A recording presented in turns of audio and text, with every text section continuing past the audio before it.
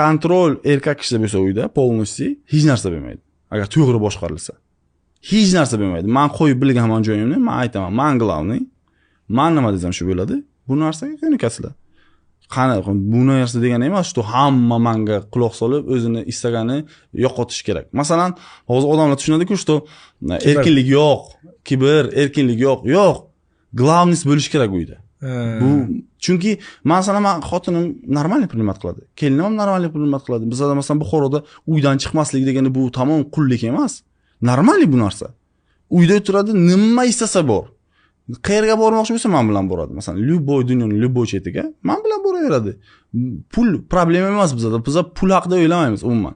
Lekin shanba, yakshanba otasining uyiga boradi, onasining uyiga boradi, polностью aylanadi. Ular qanday qilib qabul qilishiga, hozir qizlar qabul qilib bilmaydi bu narsani. Lekin meni xotinim baxtlimisan desa, eng baxtliman deydi.